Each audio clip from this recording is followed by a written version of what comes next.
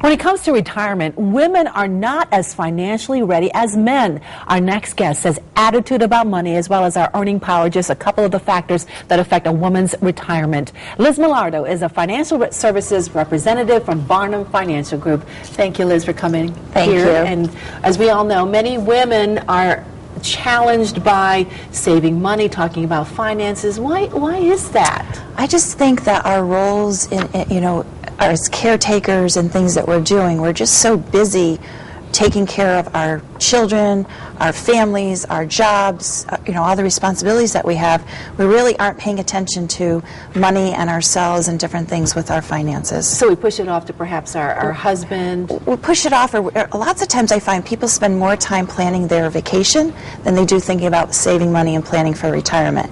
So part of it is just a mindset of having it be there on the forefront of focus, but another piece is that I really think that as women we're doing so many different things that we're just thinking it's just going to take care of itself. What are some of the other issues?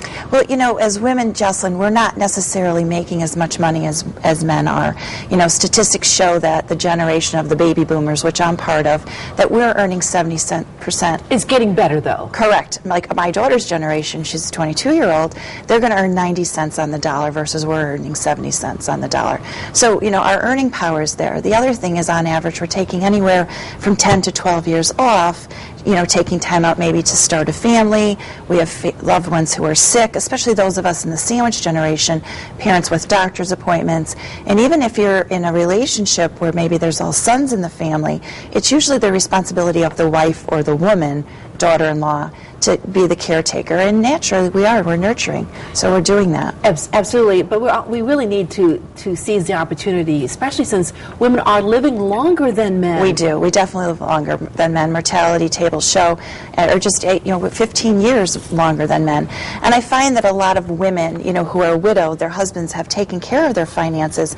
They know the passwords to the computer. They know things like that. So I think it's really important to make a list of those things, to share those things with family members, and to just have the discussion. What if they're away? What if there's an illness? What if there is a death? What if there's an emergency? You really need just to learn all this information. We do. You just cannot avoid it anymore. No, it's important. So let's take a look at some of the things that women can do right now to make their financial position much, much better than where it is right now. The first thing you say is to pay yourself first. Right.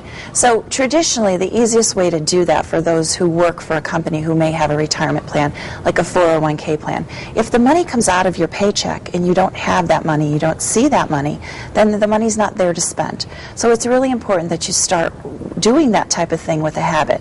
So have the money automatically come out of your checking account. I talk about changing your mindset. We're very good at paying our bills. We make sure our bills get paid on time. At the end of the month, there's so much money left in our checking account or savings account, and we might need this or the kids need that. But if you take the money out of savings out of your checking account on a monthly basis, just like you're paying a bill, you are paying yourself first, and you're building a nest egg, whether it's for today or for tomorrow. And a lot of people should take advantage of that 401k, especially if the company matches some of it. It's free money. Everyone talks about, sometimes there are hiring, salary freezes and things like that where we can't make more, but a lot of companies are still matching, whether it's 25 cents on the dollar or 50 cents on the dollar. That's free money of a benefit that employers are giving. It's important to take advantage of that. And I've always heard that you should save at least 10% of your check every time. 10% of your check every time you can. And I find that when you sit with people and you talk to them, you really need to be realistic about the amount of money that you want to save. I could sit with someone and they'll say, well, I can save $500 a month because they think they can. Well, if they're not used to saving, $50 a month, how can you start with $500 a month? So even if you start small, $25 a week or whatever that amount of money is for you, before you know it, you just start to develop a habit. And then you can kind of look at things, and if things are going well, you can increase that amount. And as you build that safety net that's there for you, it's great. It's peace of mind. It's actually very empowering. All right, so we've done pay yourself first, change your mindset, start with a realistic amount.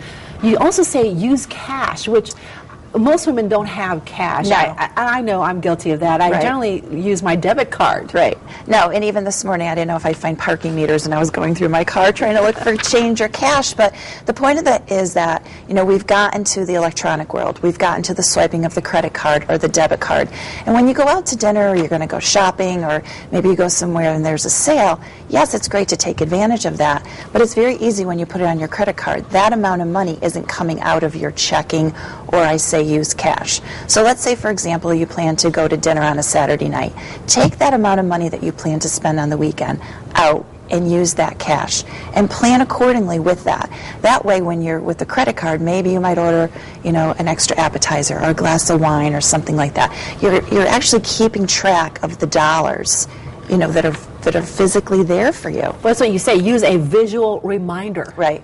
Right. A visual reminder. And I also like to say, you know, when we're looking to save for things, or we have special events or things like that, you know, this year happens to be my anniversary, our 25th anniversary, and I'd like to go to Italy. And that's an expensive trip to take, you know, and I have a picture of Italy in my office and in my home, and I use it as a reminder of maybe I don't need to spend money on this, or discipline to budget on that, different things like that you can use. And everyone has a trigger for themselves, so it's really putting things that are around you. You know, you've heard people who, you know, want to buy a certain car or things like that. They put pictures up. Well, it's a reminder, those things, when you're spending your money. Just really quickly, though, what's the biggest mistake a woman makes when she's trying to plan for her retirement? She doesn't think of herself. We really put everybody ahead of ourselves, and I think that we just really don't feel that we deserve it sometimes. And, you know, maybe it's more of a stereotype of older women versus younger women, but it's really important to be in charge of yourself. All right, take very care of good. yourself. To learn more about saving for retirement, you can contact Liz Millardo at Barnum Financial Group in Wethersfield. All the information right there on the screen, or come to our website, WTNH.com, and click on Connecticut Style. Liz, thanks for being here Thanks, with us. Jocelyn, so much. Great information. And don't go away, there's more Connecticut